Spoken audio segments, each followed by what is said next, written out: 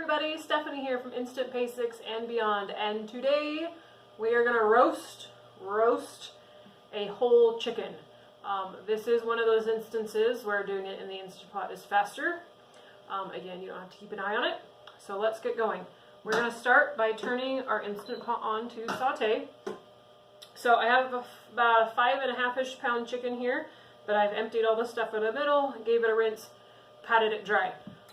You'll often see recipes that tell you to pat your meat dry if you're going to sear it. The reason for that is it can't sear and brown until the water's been evaporated. So it just speeds up that process if you get the water off yourself. So we are going to start by coating it in some oil. I've got olive oil here. Feel free to use whatever oil your heart desires. I put some in a little dish so that I'm not contaminating everything. I also don't know why this is the back of the chicken. I guess we'll sear the back too, maybe. Alright.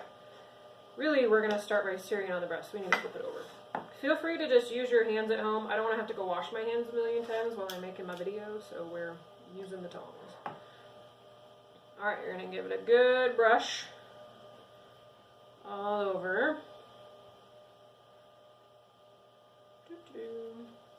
And then feel free to season it however you want. If you just want to do salt and pepper, if you've got a favorite spice blend that you like to use.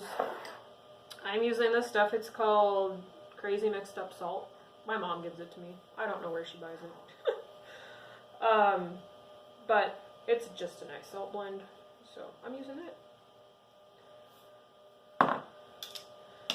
Let's see. It's easier to hold from that other cavity. So, just season all over. Nobody wants bland chicken.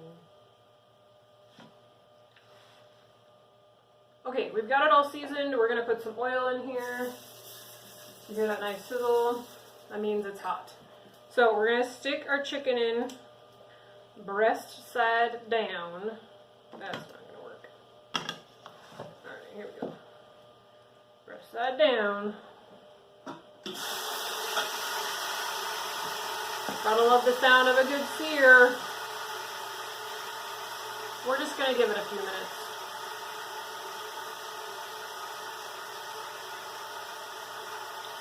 So the reason you sear is it's all about flavor development.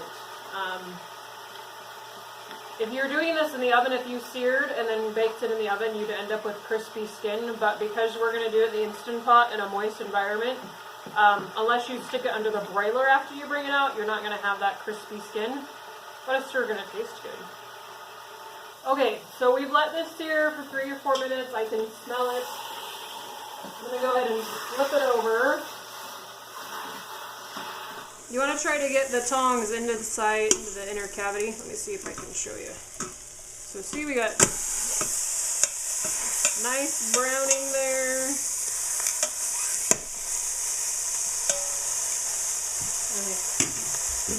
So the recipe I'll reference for you, she likes to put some parsley and lemon and garlic inside the chicken to, infuse some flavor. I'm not going to because I'm lazy. And I don't really want to, and I don't really want lemony chicken. So feel free, if you've got another different favorite herb bundle, feel free to shove it in there. I'm just going to leave mine empty on the inside. You could probably sprinkle salt on the inside if you wanted to. I don't know. I don't know if that makes a huge difference. So we're going to let it go for just a minute. Now, remember, we got to have water, right? We need moisture, liquid. Not just moisture, liquid. So we're just going to do a cup of water. We're going to pour it in here, around here in just a minute. And since the Instant Pot is super hot, we're only using a cup of water. It's not going to take very long to come up to temp. And cooking time, I don't know if I mentioned that. So we're going to do 5 minutes per pound of chicken. So like I said, this is about 5.5 pounds. 5 times 5 is 25. We'll do 27 minutes. And then we're going to do a natural release for about 15 minutes. Again, which is still going to be faster than cooking in the oven, right? It takes like an hour. Alright, I'm going to say this is good enough. I can smell it. I don't want it to start burning. So we're going to take our cup of water. I like to pour it around the chicken, just so that if I dump it on top, I don't want to wash all that seasoning mix off the top of the chicken. Alright, so lid on. Venter valve goes in the back. You can line up the arrows in the front. Twist it on. Make sure your venting valve is pushed back to steam. This is going to get going. So after you've hit saute, before you can do anything else, hit off. We're going to do the poultry setting. That's the wrong direction. So how did I say, 27 minutes? Okay, so remember it's going to say the time, and then once you've left it alone and it knows for a minute that's what you want, it's going to say on. Once it says on, it's going to work on coming to pressure. Oh yeah, it beeps at you too. Once it comes to pressure, your venting valve will lock in place. The little silver pin next to it will pop up. You're not going to be able to open it, which is sometimes nice because then you just have to leave it alone. You're not going to be able to move the lid. It's going to be all sorts of stuck. And then it will show up your time and it's going to count down. Once it's counted down the full time, it will beep at you. It's going to say an L, and then it's going to start counting up, and that's just a timer to let you know how long it's been sitting on low/warm. So we're going to let it cook. We're going to let it naturally release, and then we'll come back. We'll temp it just to make sure it's done. You want to stick a thermometer in the meatiest part of the breast. It should read 165. You got to eat fully cooked chicken, man. We don't want anybody getting sick. And then we'll be done. So, we'll be back in just a few minutes. Okay everybody, we're back. So it's been about 15 minutes. Natural release. If it's not finished releasing, go ahead and flip your valve to venting. Mine's already done. Open it up. It's going to be steamy when you open it, so be careful. You're going to pull that open. Stick your lid over there. Again, a lot of times when I'm cooking, I do it over by my sink, and I'll just stick my lid kind of on the edge of the sink to let all that condensation drip into the sink. And we have a cooked chicken. So I guess, you know, for safety's sake, I'm pretty confident it's done, but we'll temp it just to be safe. So you're going to stick your thermometer in the fattest part, and again, you want it to register 165. And we're there, 170 and rising. So, we're now going to carefully pull it out. Again, stick it in that cavity. Let it drain a little bit so that you don't... Oh, apparently my tongs are also draining. Don't burn yourself. Now, as with pretty much all meat, you're going to want to let this rest before you cut into it. I was actually thinking about demoing how to cut up a chicken. But basically you're going to cut the legs off. And honestly, when you're cutting up a chicken, you shouldn't have to be cutting through bone at the joint. The joint should pop open and you should just be able to kind of cut through the little pieces that are holding it together. And then, so cut the legs off. And then for the breast, there's that middle bone.